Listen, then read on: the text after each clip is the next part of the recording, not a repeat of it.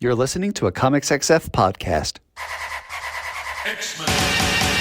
Get it!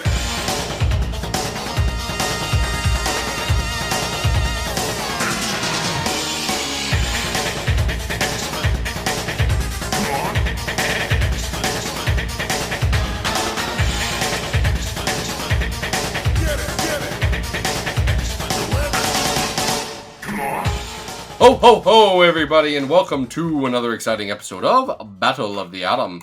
This is your holly and jolly X-Men podcast where we rank every... I'm not doing the accent. I'm not doing an accent. We rank every story from X... We rank every... Adam? Adam. We rank every story from... Yes, Adam. That's Adam. He's on the podcast. I'm the bad boy of X-Men podcasting, Zack Jenkins. Merry Christmas. Zack, it is the end of the year. It is our last new episode of 2023. You're allowed to be a little, kerfuffled. It's totally fine, This is hitting at a long week for me outside of reading X-Men comics, which I've got to be honest with people. I do other things. We know. What we should do... Well, I hope people understand that is not what we do the majority of our time, but, we spend... When we started this podcast, I'm not 100% convinced that if you, counted up hours in the day, that reading X-Men comics was not my largest non-sleep, non-doing my job related activity, and it rivaled my job. I was married with children at the time. Yeah, well, now the dynamics have changed, buddy. So, what we should do? We should celebrate by just, let's light a big old Christmas tree on fire or something, and let it burn. Just sounds like a good time. We do. And that's how my wife and children and I will be celebrating our Christmas this year is by setting something on fire. Love it. And enjoying it in the tradition of our ancestors. I like this. Now, we do have a story that involves fiery trees, thanks to one of our patrons, right? The patron would be St. Nicholas, the patron saint of Christmas. I love it. All right, so these are Santa Claus requests? Yes, Famous Mutant Santa Claus did request these. And if you want to be like Santa Claus, you can go over to patreon.com/Battle of the Atom, reach deep down into your hearts and pocketbooks, and toss a couple of coins into our coffers. And our coffers... they could be fuller this year, but whose couldn't at the end of every year, at the end of every Christmas season? So if you've got a Scrooge size hoard of cash and you really want to request X-Men comics for us to rank, let's go. But first we gotta do the ones that we're already doing. Yeah, we got a fresh year coming up, so get your requests in. But we are going to start with Santa's first request, which is a comic from earlier this year. Wow, 2023. No. Yeah. No. Yeah. This is from the third issue came out in January. Okay. Thank you. Okay. Yeah. Okay. I'm not making this up. This is Dark Web. And we X-Men. already have another Spider-Man event? Yes, Zach, we are already in a gang war. So it's just an annual thing just happening. Man, I know there's a lot of bad actors saying that comics... Nope. We cut that out of the last episode. We're cutting it out of this one. Okay. Yeah, so Dark Web X-Men. An event we all remember is the Dark Web. Adam, do you know how to explain the Dark Web? I know how to explain Dark Web X-Men because it's the only part of Dark Web that I read. Because hold on, you didn't read all of Dark Web? No, of course not. I do not. You didn't read Dark Web Dawn and Dark Web Dusk? No, absolutely not. I do not read. So wait. Hold on,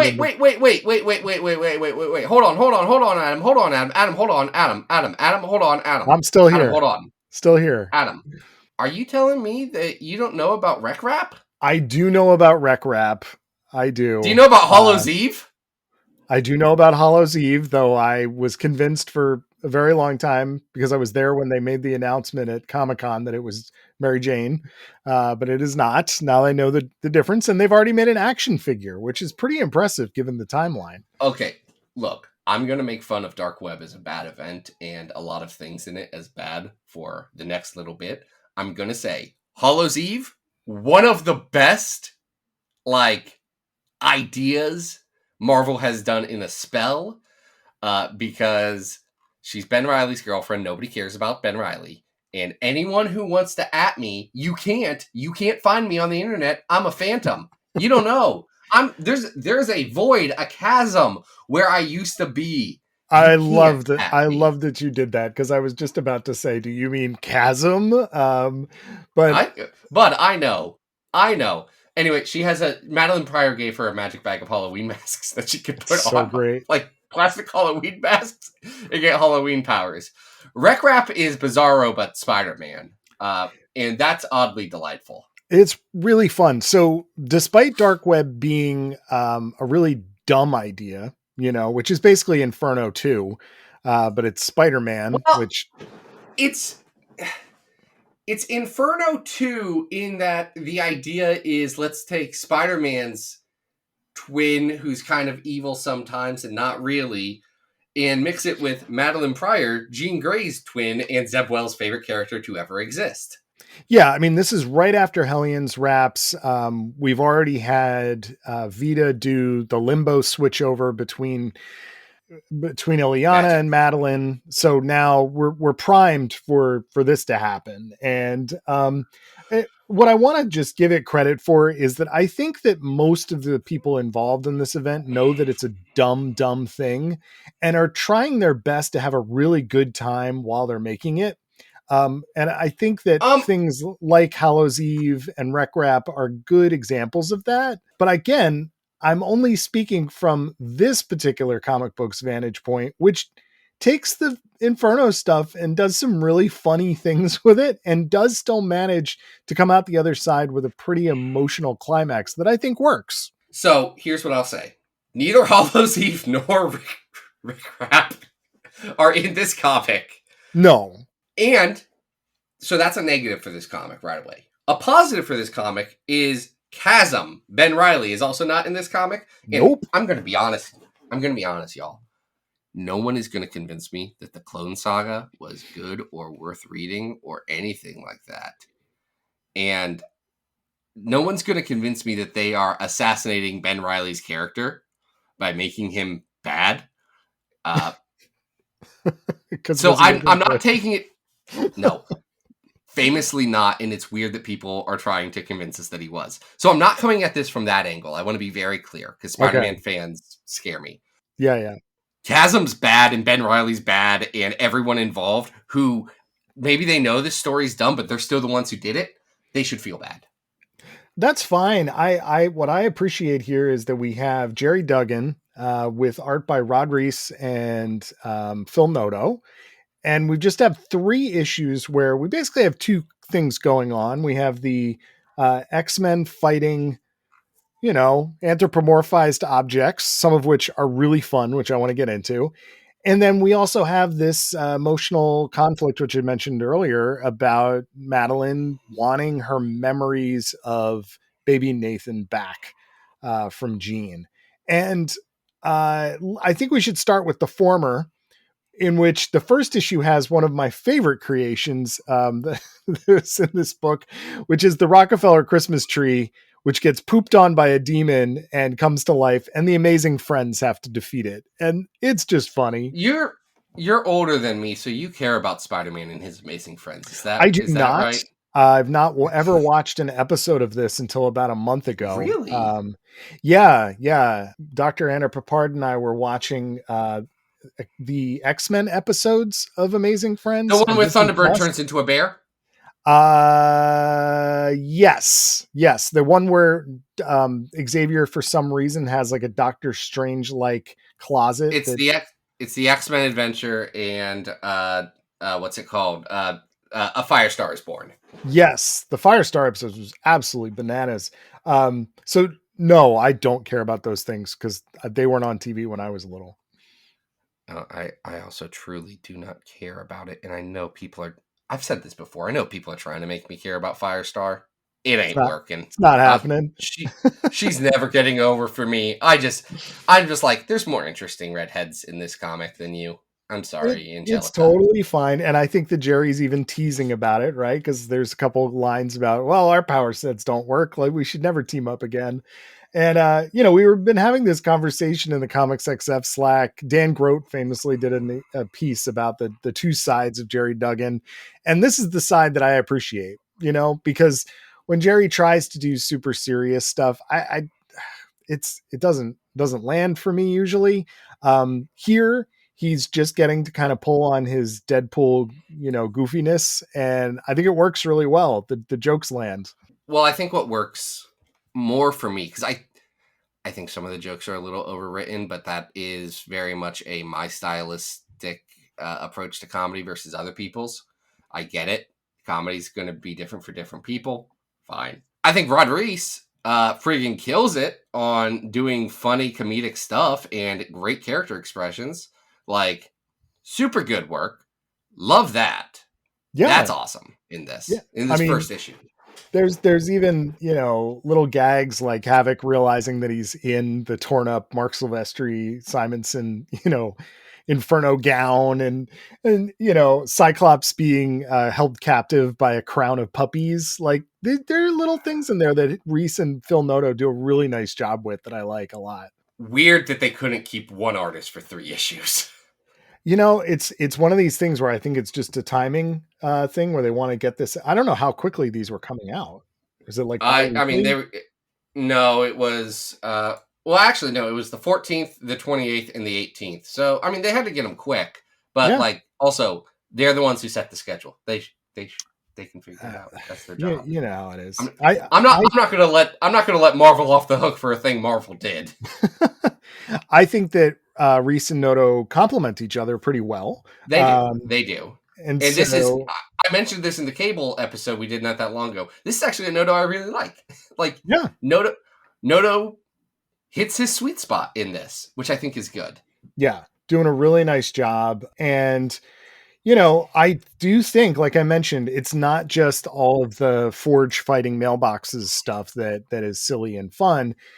This third issue, which really is this confrontation between Madeline and Jean, and it's a fight, but it's also one that Jean is just like, dude, we actually don't have to fight. Like, that we get a huge reveal at the end of this that she was actually the one that pushed for Madeline's resurrection, not Scott.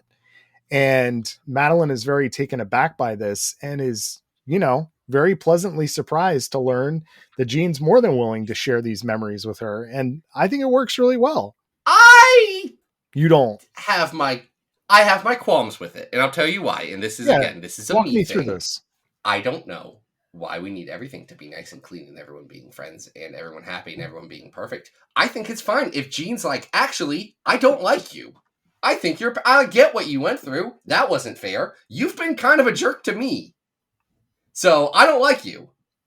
Because that's Jean in X Factor. Like, the stories that are coming out, Jean is not nice. No. She's complex. And one of the things I don't like, and I see this a lot in Duggan's stuff on X-Men, recently and over time, like, wants to make it very clean, black and white, good, bad, and not as messy as I like things. I like it when, like, it's complicated. I don't want Madeline Pryor and Jean Grey to go and get lattes. Like, I want it to be messy. And I think that's fair. That's fair. I think it's weird because like Madeline does a demonic invasion and they're like, actually, honey, it's okay. It's okay. You did nothing wrong. Yeah, maybe it is pushing a little bit too far in there. Another reason that I do like this issue is that it dovetails very nicely with the Jean Grey mini that Louise Simonson wrote, in which you have a similar dynamic going on, except instead of it actually being Madeline, it's just the internal memories of that character that she absorbed back into herself and that she's having this conflict with. Oh, okay. But can I tell you why I like that Jean Grey mini better? Yeah. Which isn't what we're talking about.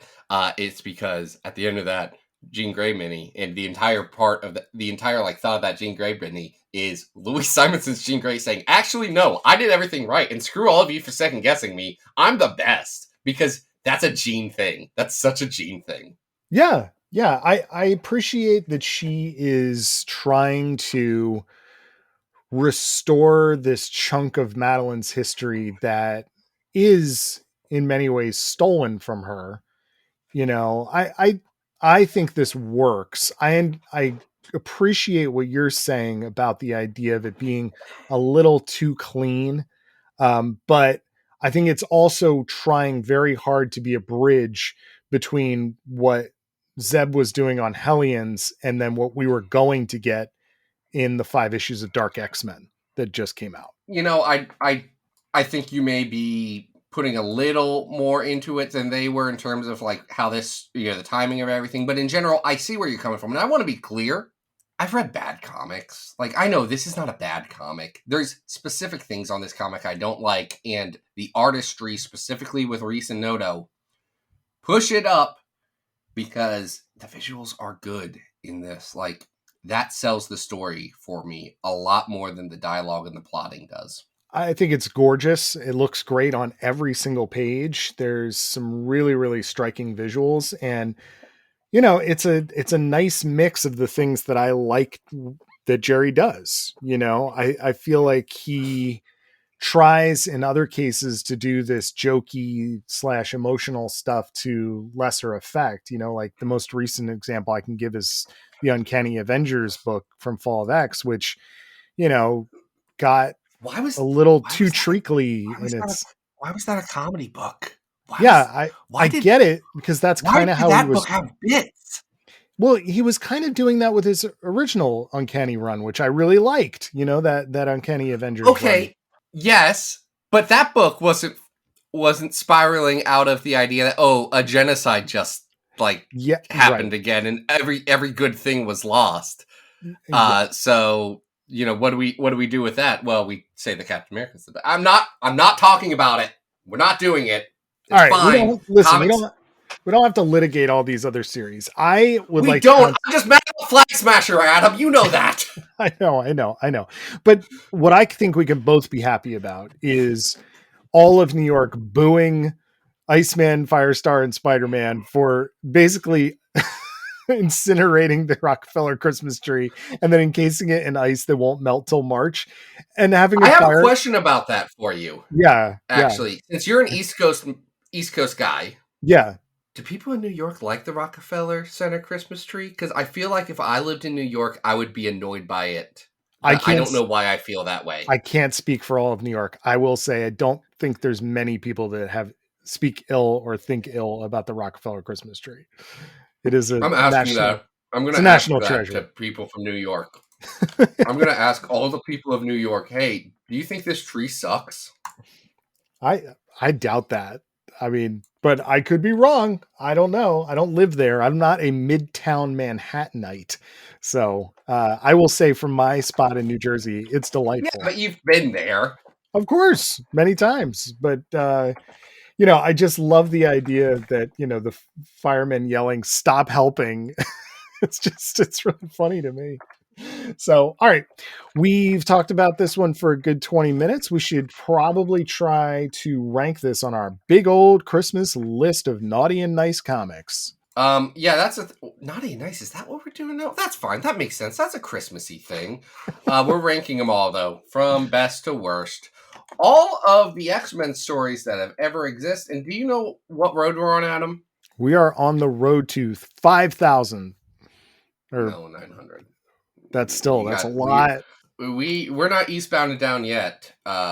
We got a lot of trucking to go. No, well, we're on the road to 900 because we've ranked 852 X-Men comics, which is too many. They've made too many is the problem. Then they just keep making them. They really do. The best is Hoxpox. Number 200 is X-23, Volume 3, 10 to 12, Touching Darkness. Amazing Nightcrawler is at 400. At 600 is the London Hellfire Club from Excalibur, 96 to 100. Polaris and Havoc's Wedding from Uncanny X-Men Sacred Vows is at 800. Love it.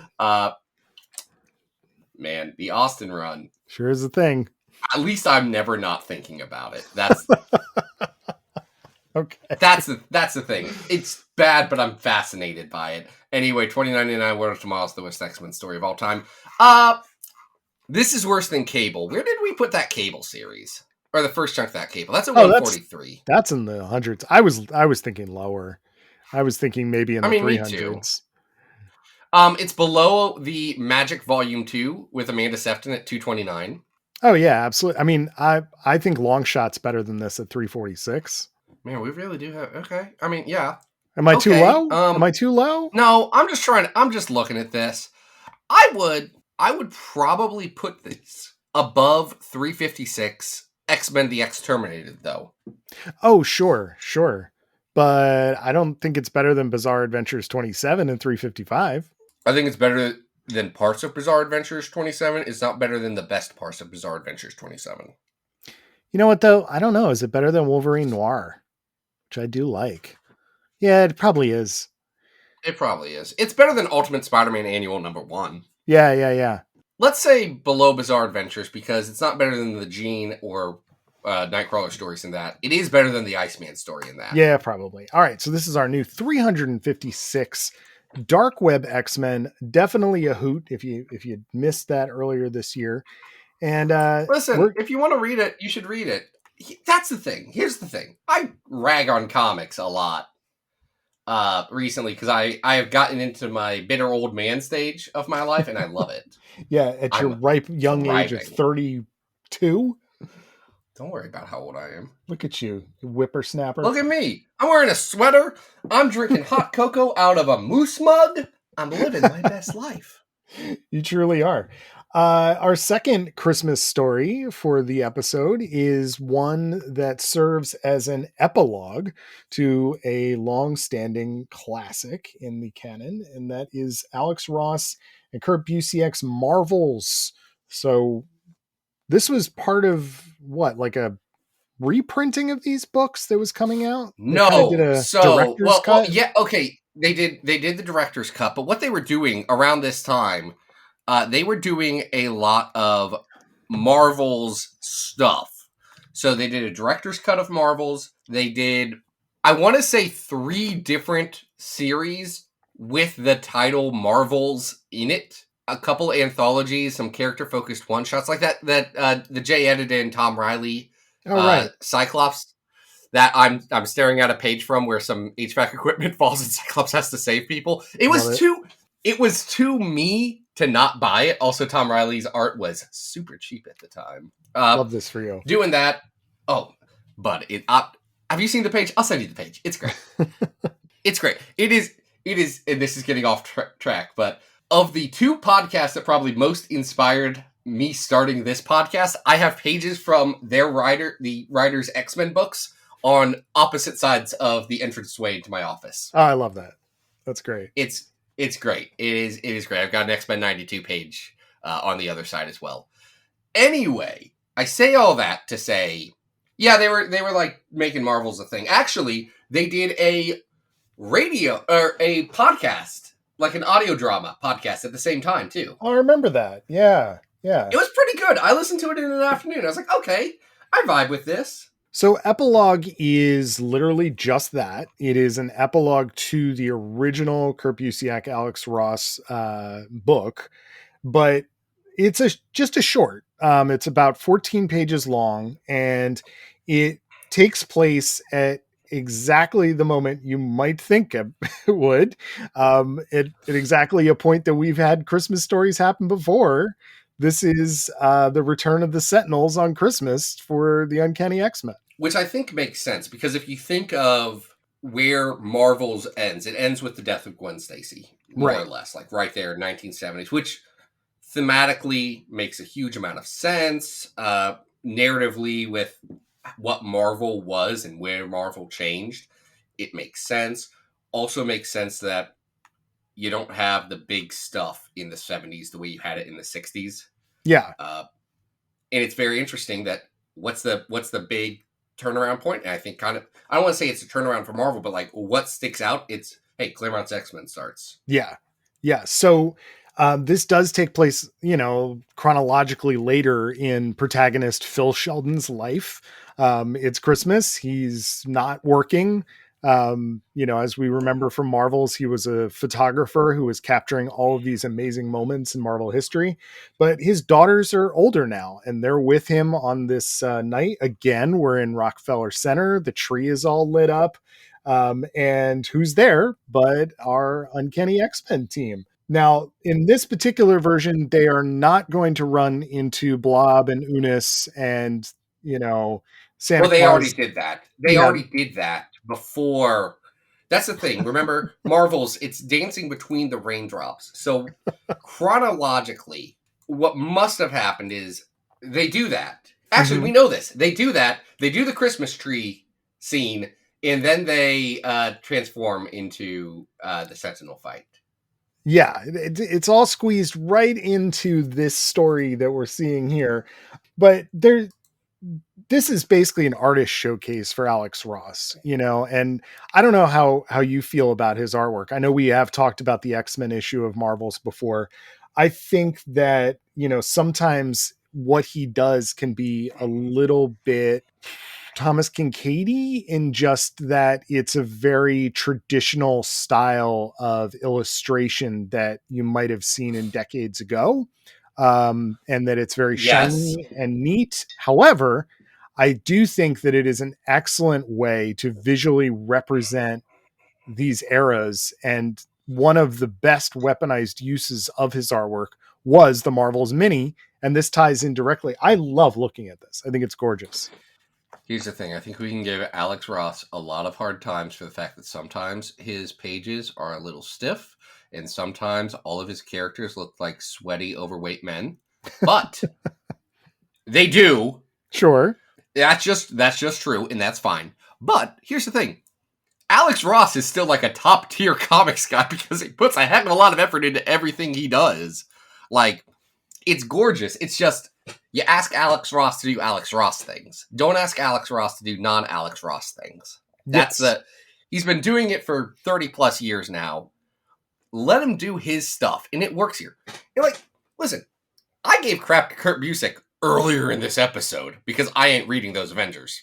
But as much as I kind of hate navel-gazy comics about like, oh, weren't things better when the superheroes were superheroes and this nostalgia trip stuff, Adam, my dark secret is that I love Astro City. I think Astro City freaking rips from top to bottom. I love Marvels. Like, I also, when Kurt Busiek does this one thing, it gets me every single time. Yeah. It gets me every time. And like, there's pages in this. That page where Storm transforms. Yeah. Throw in the towel, baby. It's done. It's an absolute knockout.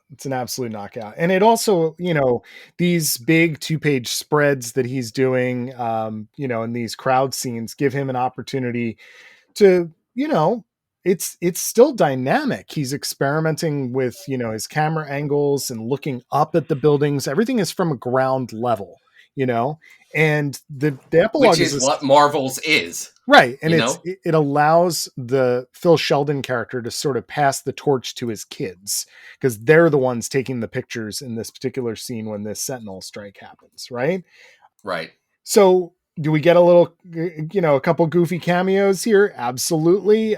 There's a Clark Kent and Lois Lane in here. We get a Chris Clare. But to be fair, that was all in the issue. Yes. That's in the X-Men. Yes, he's faithfully reproducing it. Nick Fury is, here as it was in the original issue.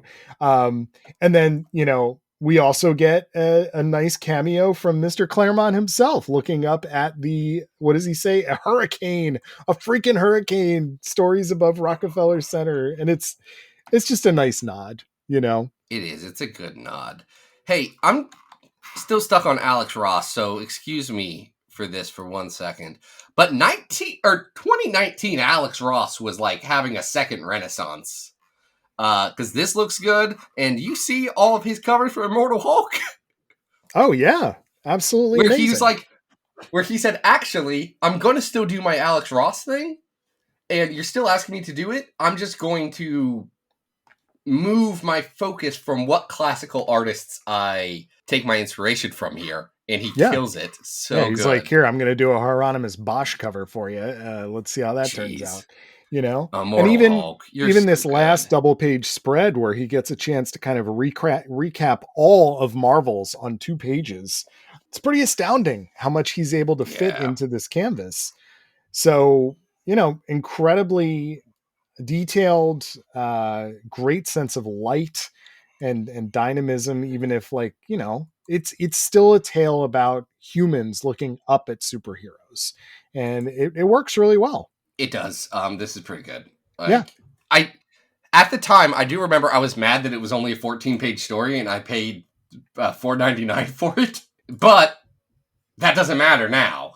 Like, Yeah, we're in the future, baby. I do recall buying this, and the bulk of the issue is Alex Ross's sketches, interviews with him and Busiek. There's sort of a Which, gag. by the way, his sketches and pencils also look very good. Yeah. Like, if someone did a more traditional, like, inked style over Alex Ross, it would still look great. That's the thing. His fundamentals are yeah, killer. absolutely. So I think this is a fun little. This is like a Christmas ornament. It's a beautiful thing to look at in the beautiful Christmas lights, and there's not a lot going on here, but it is a nice, beautiful keepsake of a memory that we all have of this great comic from years ago. Yeah, that's about right. This is pretty good. Where do you want to rank it? This is tough because it is just, a beautiful art object, but it doesn't really do that much new. I'm sure the X-Men issue of Marvel's is pretty high, I would think, right? It's at 58, and the Return of the Sentinels is at 37. This is below both of them. I don't think this is a top 100 story. I don't think it's a top 100. However, is this a top 200 story? I mean, like, is this better than Necrosha at 150? I mean, kind of. No, it's not better than Necrosha. I mean, you don't think this is better than Necrosha? Okay, no, because Captain America. Why is Necrosha above that time Magneto put Red Skull in a hole? Because Necrosha is kind of fun. It's like Selena becomes a planet-sized goddess and like stomps around with dead people. It's kind of fun. It's fine. It's fine. Here's the problem with this. It is gorgeous, but it's just a cover. It's a cover song. So yes, it's not really adding anything of substance, beyond the Phil Sheldon, those are them good old days, like that's pretty much all that's here. So it's tough. Like if you go down to 179, we have the Santa Claus story we were talking about before. I think that's more creative than this. Maybe. 188 is Wolverine Snicked. I'm going to give Wolverine Snicked the nod over this. Yeah, absolutely. Here's kind of where I'm at. Is this I don't think this is worse than I don't think this is worse than the Uncanny Avengers by Duggan, where they finally get rid of the Red Skull. Like, I think this is better than that. I mean, I'm fine. I'm kind of ambivalent about this because it's one of those things where we're really just talking about these beautiful pages. So where do you want to put it? 200? I would actually, I'm looking at this. I'm stuck. I kind of think Cable Blood and Metal might be below this, but Blood and Metal also has some pretty good art, and I know you like it. I'm never going to get away with that coup. I think this is kind of on par with New Mutant Summer Special, though New Mutant Summer Special has more to say. I do like this better than the Marjorie Liu Sana Takeda X-23 Touching Darkness arc, the one with Vampire Jubilee. Well, let's put it there then. This is going to be our new 200 Marvel's Epilogue. And if you missed that when it came out, it is definitely something that you might want to add to your collection. Even just that one issue, it comes with a thicker cardstock. It was just a really beautifully produced issue. Oh, I have never not read it digital, so I can't tell you. Well, this next issue was not as prestigious in its presentation, but for a while in the 90s, you used to be able to get Marvel holiday specials. This is one that we're going to talk about next. Our final request from Santa Claus is from 1994. Yep, and there are 2 X-Men related stories in here, so we're just going to rank them both at the same time in the same place. This is the 94 special. The the stories that we aren't ranking, there's a Captain America story, a Silver Surfer story, and a The Thing story. All of which are, they're fine. The Thing one, Adam, you pointed this out, and I think it's interesting to just mention on the show. Yeah, well, About the Thing one. Yeah, the Thing is encountering a young girl who's Jewish as part of the story, and is really, talking to her about how the holiday spirit can involve, all religions. And it struck me that, the writer doesn't know that the Thing is Jewish. And then you pointed out to me that canonically, the Thing really wasn't Jewish until Mark Waid. Yeah, it's a weird thing that, like, yeah, the Thing's Jewish. We all know this. And even in the past, like, there's a famous holiday card that Jack Kirby drew with the Thing wearing, I don't know what it's called. There's a yarmulke and then a shawl that I honestly don't know the name of, and I apologize for that. But Kirby was drawing him as Jewish, and also the Thing was Jack Kirby. Right. The Thing was just Jack Kirby if he was a rock monster. Mm-hmm. So we all kind of knew it, but it never came out in the comics in any explicit way until like the 2000s. So it's interesting what gets canonized in fans' heads even today, like the Mystique and Destiny stuff. Right. I forget. Were we talking about that? We were. Yeah, Yeah, when Hickman was like, "Oh, I did not know that we were doing that." That people which didn't is fine. know. I just thought we all knew. Right. So it is interesting to look back on this. I think you mentioned the Cap story also. It's like these holiday specials are so funny in a way because they are at one end like trying to be a little bit sweet and tell Christmas time stories, holiday stories, but like the Cap story is about child trafficking, or like that other one we talked about where our Ghost Rider, excuse me, is thinking is mistaken for Santa Claus by a blind child. And it, like, those kind of things are just funny. Like you get a holiday special where the Punisher is throwing cars off of a bridge or something, and there's this level of violence and intensity to them that's kind of amusing. The Silver Surfer story in here with Rick Lee and Artie art is very pretty. I'm not sure I quite understand what J.M. DeMatteis is going for here. Seems to be some sort of like Holy Spirit thing with like a four-armed lady returning to eternity. But okay, man, I'm not reading that. It was very like, beautifully drawn. We're skipping this one. Yeah, but okay, so let's get to the stars of our shows. Which one do you want to start with? The Sal Buscema Night Before Christmas at the end? Yeah, let's just say right at the end there's a Carl Bowler's Sal Buscema story that does 'Twas the Night Before Christmas, but with X-Men. Yeah, it's cute. That's it. It's cute. That's pretty much all I can say about it. It sort of incorporates some X lore into the lyrics of "'Twas the Night Before Christmas," and it has some great Sal Buscema art and a really cute one pager at the end of you've got the X team with Corsair and who else is here? Lalandra is here. It's fun, but it's not really a story. Yeah, so that's the thing. It's not really a story, but it's cute. It's fine. It's a nice little like a mint at the end of dinner. Yes, it's that's all it's meant to be. Now, we were just talking about Kurt Busiek, and Busiek is the scribe of the Catastrophe on 34th Street, penciled by James Fry. Tell us a little bit about this one, Zach.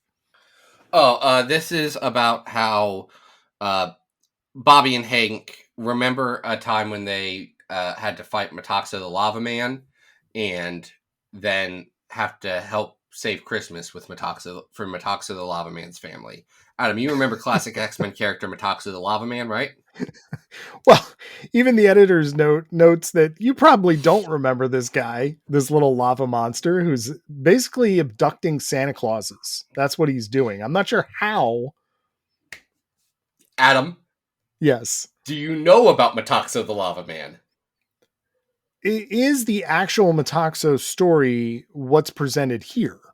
Okay, so I get to share this with you, and that brings me joy. Oh, good. I'm very excited to learn. Teach me about this 'Cause- character. Because I've told you, sometimes I do not find Kurt Busiek's specific brand of navel gazing enjoyable. Yes. However, doing this in a holiday special to the incredible level of specificity that he is doing it, it goes over the threshold into actually no, this is dope and good, and it's great that you're taking a bit this far, Kurt Busiek. So you have, of course, read X-Men 48 from the 60s. Right. This is harkening back to a Silver Age story with Hank and Bobby, correct? No, X-Men 48 does not feature Hank and Bobby. This is during the era where the X-Men were split up. Oh. This is Beware Computo, Commander of the Robot Hive. It is on our list, in fact. All right. Cool. I never remember Silver Age stories. Please continue. No, because they're all bad. No one remembers them except for Kurt Busiek. Who loves them? Kurt does love them. It's in the 400s on our list. 467. It's good, but it's when the X-Men were split up in the 60s, and it was a Cyclops and Jean Grey story. And at the end of that issue, it has a promo for the next issue that says, beware Metaxo, the Lava Man. Oh my God. Does not happen. That's amazing. Oh, the issue never happens. They switch great. to an Arnold Drake, Don Heck, Werner Roth story. The first Lorna Dane story. The first Polaris story starts there. Oh, that's fantastic. So they never get around to Metaxo the Lava Man, and it had to have been bothering Kurt Busiek for 30-some years. And this is such a fun idea too, because the idea is that back in the Silver Age, Hank and Bobby taught Metaxo the Lava Man and his lava family, or I guess he brought. It's back just the Metaxo customs. at the time. Yeah, it's just Metaxo at the time. He brought back the customs of sort of capitalist Christmas back to his people. He now in the present in the 90s has his own little lava family. And they're starting to question the spirit of Christmas. So we actually get this point where Metaxo has come to New York to the Lava Man. Metaxo the Lava Man. Metaxo the Lava Man. Respect on his name. To abduct mall Santas for his children. And, Bobby and Hank are nice enough to go down into Metaxo the Lava Man's lava lair and pretend to be Santa and an elf and, restore some Christmas spirit. It's pretty cool. Can I tell you one of my favorite bits about this? Yeah. When Beast and Bobby are like, how are we pulling this off? We're not even dressed as Santa. And Metaxo's like, oh, all you land people look the same to us lava monsters. We cannot tell you apart. It's pretty great. It's fine. Yeah. The Metaxo Lava Man children do not care. Metaxo the Lava Man's children are, as we know, hold on, crap. Now I have to get Metaxo the Lava Man's children's names. Why do I not have them handy at this very minute? Metaxo the Lava Man's children, as you know, are Volcon and Magum. Yes, and his wife's name is the Kratar. Lava Kids. Kratar, the Lava Woman. Yes. So we also get, in this flashback scene, we get to go back to the Cafe a Go-Go. Bernard is there. Zelda is there. All of your favorite Silver Age characters. I don't know if they're actually anyone's favorite. But listen, all I'm saying is if somebody wanted to, for some reason, do a comic book about the original X-Men, and if they wanted to make it good, what I would posit is make it about the X-Men meeting, going back to the Cafe a Go-Go, which I'm sure they've done before. I think the Cafe a Go-Go got turned into a sushi place at one point, but say they're bringing it back. It's fine. And have them do the Archie rom-com thing with Bernard the Poet being there. It's always good. Every time Bernard the Poet shows up, I'm there for it. Everyone loves Bernard the Poet. He's a terrific athlete. I want to compliment James Fry's art here too, because it does a really great job of being a little bit 90s in the, present tense, and a lot of Silver Age when it goes back in time. So there's a switch in the art style between the two that's pretty noticeable, and it works really, really well. So I liked that quite a bit. Beast and Bobby, they're kind of curmudgeonly in this story, but I realize they're both on they both had a difficult year in 1994. So, I like that Kurt Busiek's expressing that, hey, this year's bad. As someone who has had a rough time around Christmas and being busy before, I can appreciate that sometimes you're not always in the spirit. Well, but it's not about being in the spirit, Adam. It's about coming to the moment that is brought to you. I don't know. I'm not giving an inspirational speech. Just do Christmas, y'all, or whatever holidays you want. We celebrate Christmas, so celebrate Christmas. That's right, or whatever you want. But, I don't care. Yeah, still long hair, don't care.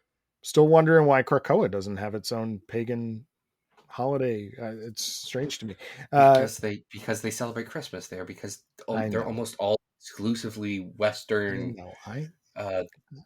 It's why Bobby shouts as they slide out of sight, "Merry X-Men to all, and to all a good night."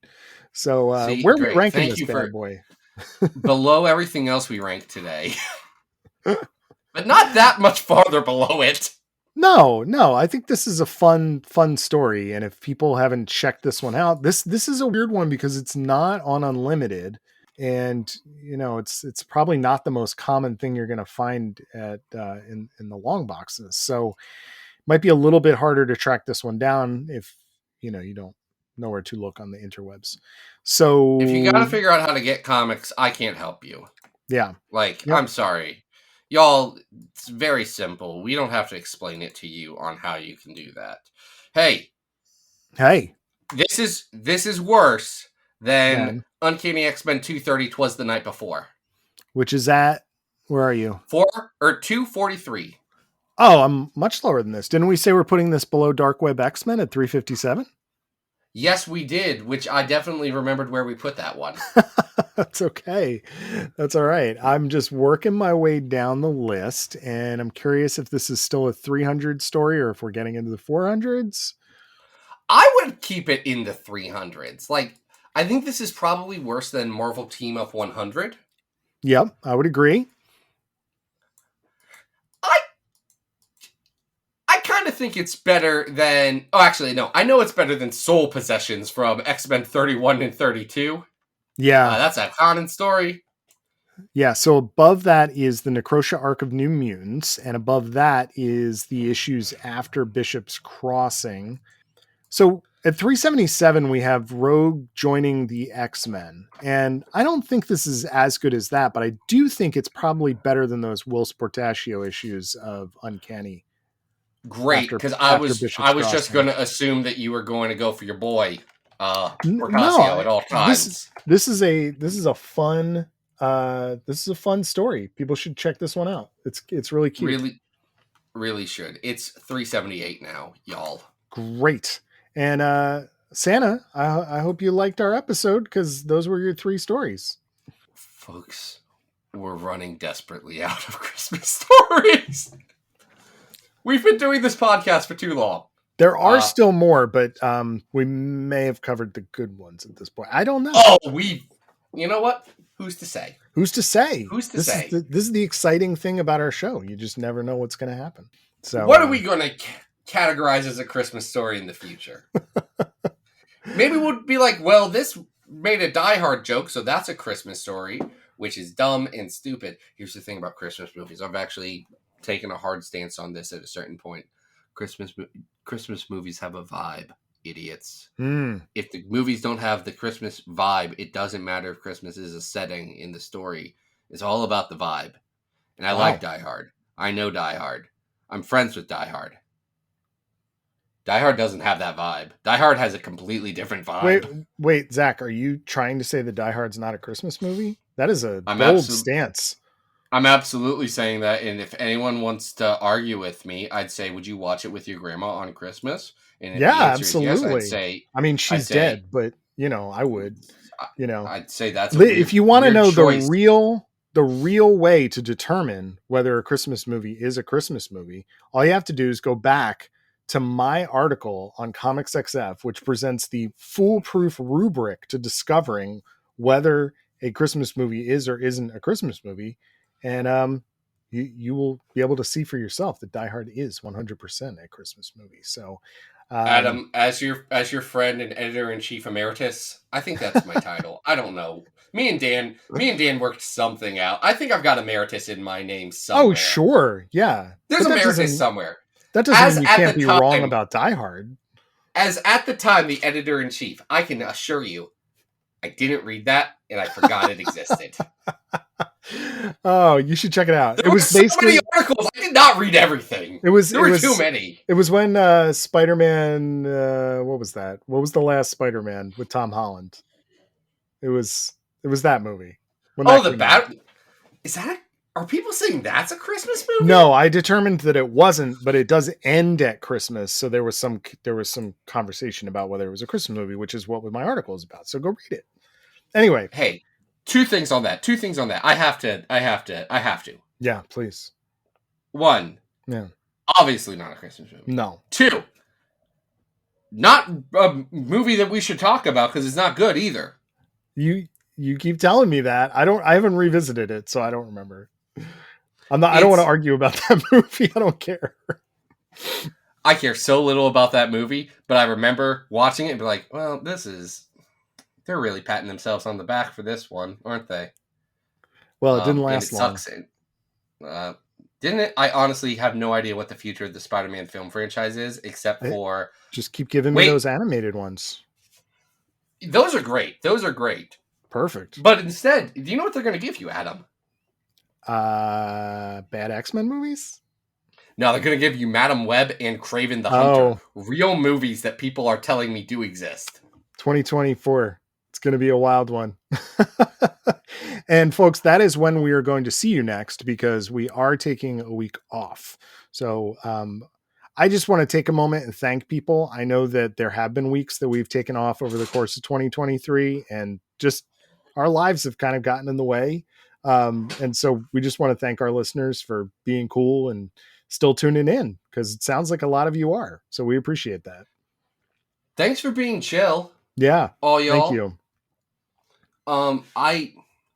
I have become more of a lonely curmudgeon in my age. But I will say that I love doing this podcast. I love that there are people who are excited to listen to this podcast every week. And we're going to keep doing it until we stop. Oh, man. So, folks, you can always follow me on social, Adam Rec on Blue Sky and Instagram, Arthur Stacy on Twitter. And when we do return in 2024, Zach, what are we talking about? We've run out of X-Men stories, so we're doing a Captain Britain one. Wow. We are doing a Captain Britain one. Jeez.